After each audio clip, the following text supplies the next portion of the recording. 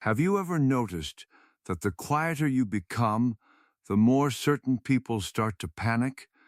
That the moment you stop reacting, stop explaining, stop chasing, they suddenly can't stand your presence? Why does your silence make some people so deeply uncomfortable? If you've felt this, you're not strange. You haven't done anything wrong.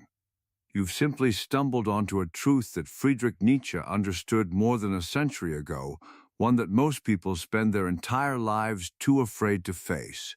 Stay until the end. The final silent behavior is the one toxic people fear the most, and once you understand why, you will never deal with difficult people the same way again. Toxic people don't fear your anger. They don't fear your arguments. They fear your indifference. The moment you stop needing their approval, the moment you become unreadable, you become ungovernable. And an ungovernable person cannot be controlled. Nietzsche called it resentment. It is the specific poison of the weak, the inability to tolerate someone who does not need them. When a person has built their entire identity around pulling others down, your refusal to fall is not just inconvenient, it is an existential threat. Your silent strength exposes their weakness without a single word. Here is exactly how it works. First, they test you a small provocation, a passive comment, a subtle dig. They wait for the reaction. When the reaction doesn't come, they escalate. When the escalation still produces no panic in you, something breaks inside them. They realize they have no lever. And a person with no lever has no power. The first behavior toxic people fear is stillness. Not cold silence, not aggressive silence, just stillness. The refusal to fill every uncomfortable moment with words. Most people cannot tolerate a pause. They rush to fill it, explain, defend. You don't. That stillness communicates one thing louder than any argument: I am not afraid of you. The second behavior is being the same person every single time.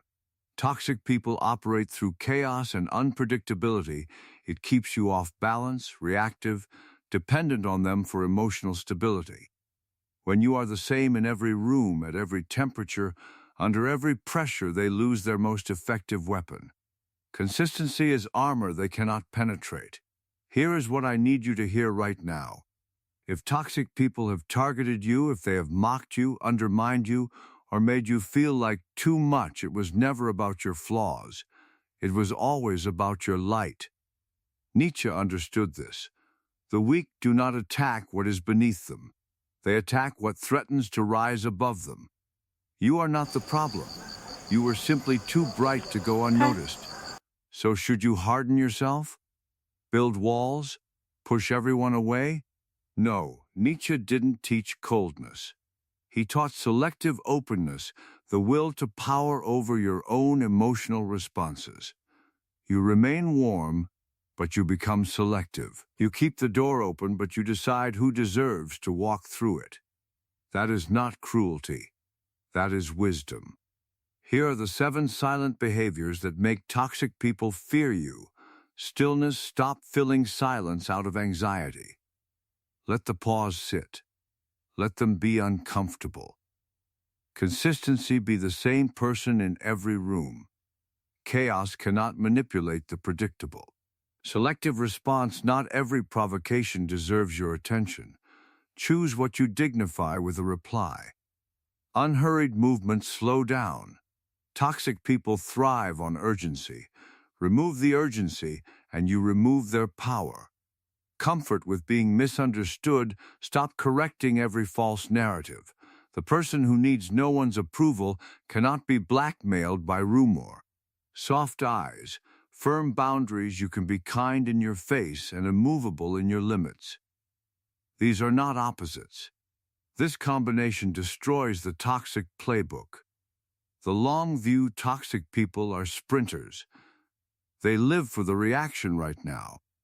You are playing a longer game, and they know it. Power is not violence. Power is not the last word in the argument. Real power, the kind Nietzsche spent his life describing, is the man or woman who can walk into any storm, feel nothing pull them off course, and leave without needing to announce what's just happened. Strong people experience your silence as respect. Weak people experience it as a threat, because silence is the one weapon they'll never learn to use against you. This video didn't find you by accident. You've been in a room with someone who made you feel too much, too sensitive, too aware. You weren't too much. You were simply awake in a world that rewards sleepwalking. Presence isn't aggression. Silence isn't weakness. Boundaries aren't walls. They are the clearest declaration of self-respect you will ever make. If this philosophy speaks to you, subscribe. This channel exists for those who want to understand human psychology through the lens of Friedrich Nietzsche, the hidden power dynamics that shape every relationship, and the deep personal development that comes when you finally stop apologizing for your own strength.